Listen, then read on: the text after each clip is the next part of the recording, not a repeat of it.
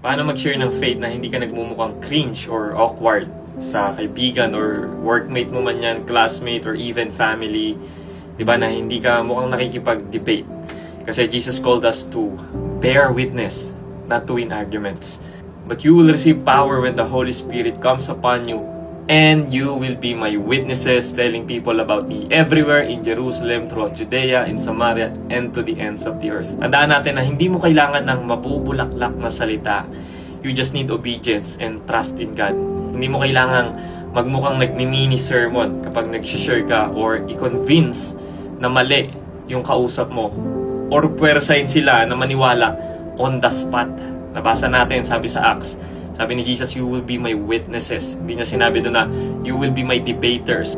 Witness. Ano ba ang witness? Ang witness ay nagsasabi or nagsashare ng kanilang narinig, nakita at na-experience. Just speak truthfully and graciously about what you know. Let your speech always be gracious, seasoned with salt, so that you may know how you ought to answer each person. Then share mo lang yung story mo. Minsan kasi iniisip natin, kailangan natin ng script.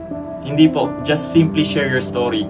Yung buhay mo dati, paano mo na-encounter si Lord, at ano na yung difference ng buhay mo ngayon. Diba? Yung dating wala ka kay Lord, ngayon niligtas ka niya, at siya na yung namumuhay sa puso mo. Naalala niyo yung demon possessed sa Mark 5 na pinagaling ng Panginoong Jesus? Sabi niya doon, go home to your friends and tell them how much the Lord has done for you and how He has had mercy on you. Nakita niyo itong demon possessed na to, after siya pagalingin ng Panginoon, gusto niya maging disciple ni Jesus, gusto niya i-follow si Jesus. Pero sabi ng Panginoon, go home. Tell your friends, your family, tell everyone what God has done for you. Walang theology, walang seminar. Just tell them what God has done for you, how did He save you, at ano na yung buhay mo ngayon. And lastly, very effective to, at least sa experience ko recently, di ba? Totoo yung sinasabi ng Bible. Quick to listen, slow to speak. Dahil ang trabaho ng Kristiyano ay maghasik to plant the seed, hindi pilitin yung pagbabago. Sabi nga ni Paulo, I planted the seed in your hearts and Apollos watered it. Pero sino nagbigay ng growth? But it was God who made it grow. Ay sobrang effective na ito. Kung di ba may mga kausap yung skeptics, atheists na hindi talaga agree sa faith natin, makinig tayo. And hayaan natin na i-share nila kung saan sila nagmumula, bakit ganito yung belief nila. Hindi talaga lahat sasang-ayon. At ayos lang yun. Pero kapag nakita nila yung pagka-gracious mo sa kanila, na nakikinig ka talaga sa kanila, makikinig din sila sa'yo. Diba? In my recent experience, napapag-pray ko pa sila kasi nakita nila na nakikinig ako.